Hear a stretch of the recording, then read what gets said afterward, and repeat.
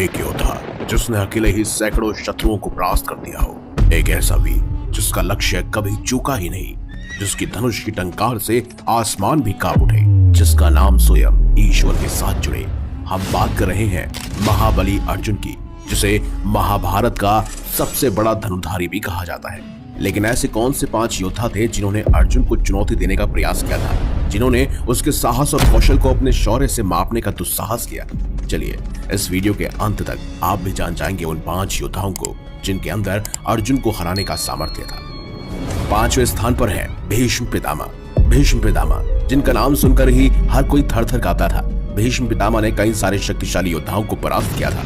कहते हैं उनमें से एक अर्जुन भी थे। संपूर्ण महाभारत के दौरान अर्जुन कभी भी भीष्म पितामह को सीधे तौर पर परास्त नहीं कर पाए थे। वहीं अगर विराट युद्ध की बात की जाए तो विराट युद्ध के दौरान अर्जुन ने भीष्म पितामह को परास्त नहीं किया था, सिर्फ मूर्छित किया था और वो इसमें सफल भी हुए थे। और उनका मुकाबला सीधे तौर पर भीष्म से उस समय भी नहीं हो पाया था। वैसे भीष्म पितामह अर्जुन को बेहद प्रेम करते थे और इसीलिए वो कभी भी अर्जुन के ऊपर ऐसे तीर नहीं छोड़ते थे जो उनके प्राण ले सकते हैं। महाभारत के 10 दिन के युद्ध तक लगातार भीष्म पितामह रोजाना कई सारे पांडव सैनिकों का वध करते थे और इस दौरान अर्जुन और भीष्म पितामह का आपस में कई बार आमना सामना हुआ, जहां अर्जुन उन्हें बिल्कुल भी परास्त नहीं कर पाए और उनके पास इच्छा मृत्यु का वरदान था, इसीलिए उन्हें हरा पाना और मार पाना बिल्कुल असंभव था। ये बात खुद भगवान श्री कृष्ण भी जानते थे, इसीलिए भगवान श्री कृष्ण ने इसके लिए एक युक्ति सोची। उन्होंने पांडवों को स्वयं भीष्म पितामह के पास भेजा ताकि वह उनसे इच्छा मृत्यु के इस बंधन को तोड़ने और उनकी मृत्यु का रहस्य जान पाए। तब भीष्म पितामह खुद जानते थे कि वो अधर्म की तरफ है, इसीलिए उन्होंने पांडवों को अपनी मृत्यु का रहस्य बताया। लेकिन दोस्तों, कभी भी सीधे तौर पर अर्जुन भीष्म पितामह का मुकाबला भी नहीं कर पाया था, ना ही कभी उन्हें हरा पाया था। चौथे नंबर पर है द्रोणाचार्य, जो खुद अर्जुन के गुरु कहे जाते हैं, जिन्होंने ही अर्जुन को धनुर्विद्या का ज्ञान दिया। देखा जाए तो द्रोणाचार्य को उन सभी अस्त्रों का ज्ञान था जिन सभी अस्त्रों का ज्ञान अर्जुन को था।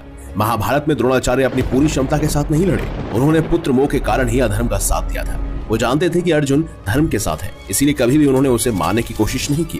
कहते हैं जब निर्मम तरीके से कौरवों ने चक्रव्यूह के अंदर अभिमन्यु का वध किया, तब उसके आक्रोश में अर्जुन ने अगले दिन जयद्रथ को मारने की प्रतिज्ञा ली और जयद्रथ को बचाने के लिए द्रोणाचार्य स्वयं वहां पर मौजूद थे। युद्ध के आरंभ होते ही अर्जुन का आमना सामना द्रोणाचार्य से हुआ। उस वक्त काफी देर हो चुकी थी, दोनों का द्वंद्व बहुत देर से चल रहा था, जिसका कोई निष्कर्ष नहीं निकल रहा था। ये देखकर भगवान श्री कृष्ण ने अर्जुन से कहा कि वह आचार्य द्रोण से आगे जाने की आज्ञा मांगे और ये युद्ध बंद कर दे। अर्जुन ने बिल्कुल ऐसा ही किया और एक शिष्य होने के नाते उन्होंने अपने गुरु से आगे जाने की आज्ञा मांगी।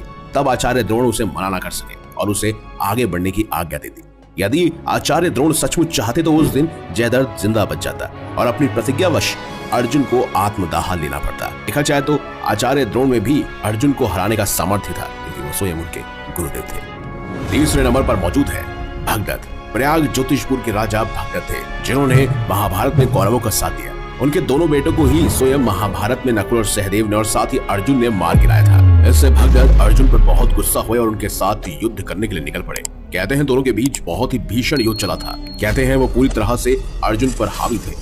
अर्जुन के बेबस पड़ते ही भगवान श्री कृष्ण ने ही उन्हें बचाया था। कहते हैं जब भगदत्त पूरी तरह से अर्जुन के साथ युद्ध कर रहा था तो अचानक ही अर्जुन के कई सारे असंख्य बाणों से भगदत्त घायल हो गया और उसके पास जब कोई चारा नहीं बचा, तब उसने आक्रोश में आकर वैष्णवास्त्र अर्जुन के ऊपर छोड़ दिया। भगदत्त का छोड़ा हुआ यह दिव्यास्त्र सबका विनाश करने वाला था। तब भगवान श्री कृष्ण ने स्वयं इस अस्त्र को अपनी छाती पर ले लिया और इस तरह से अर्जुन बच गए। लेकिन उसके बाद अर्जुन ने भगदत्त का वध कर दिया। वहीं दूसरे नंबर पर है अर्जुन के पुत्र प्रभुवाहन। कहते हैं जब अर्जुन वनवास काल में गए थे तब वह मणिपुर पहुंचे, जहां पर उनका विवाह चित्रांगदा के साथ हुआ था और उन्हें एक प्रभुवाहन नामक पुत्र की प्राप्ति हुई थी। कहते हैं जब पांडव महाभारत का युद्ध जीत गए थे, तब उसके बाद युधिष्ठिर को चक्रवर्ती सम्राट बनाने के लिए उन्होंने एक अश्वमेध किया, जहां पर उसका घोड़ा जाते जाते मणिपुर जा पहुंचा और उस समय प्रभुवाहन वहां के राजा थे। अश्वमेध के घोड़े के साथ अर्जुन थे। ऐसे में प्रभुवाहन और अर्जुन के बीच एक युद्ध हुआ।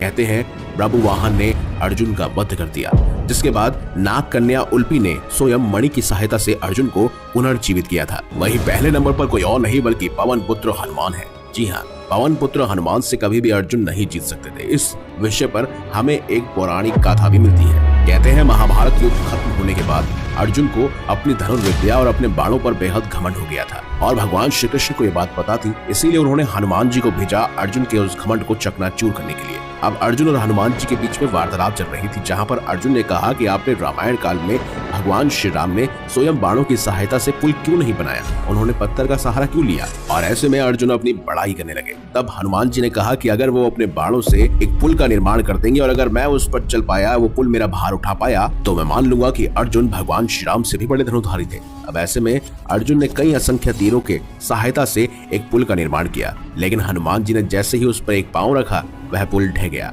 ऐसे करते करते 3-4 बार अर्जुन ने कई सारे पुलों का निर्माण किया, लेकिन वो हनुमान जी का भार नहीं उठा पाए। इससे अर्जुन का घमंड चूर चूर हो गया। तो दोस्तों, यही थे वो 5 योद्धा जो सीधे तौर पर अर्जुन को हरा सकते थे, और इनमें से कुछ योद्धाओं ने तो हराया भी था। अगर आपको हमारी खास जानकारी वीडियो अच्छी लगी है तो इस वीडियो को लाइक कीजिए, हमारे चैनल को सब्सक्राइब कीजिए और ज्यादा से ज्यादा शेयर भी कीजिए। तो मिलेंगे अगली बार एक नई खास वीडियो के साथ। तब तक देखते रहिए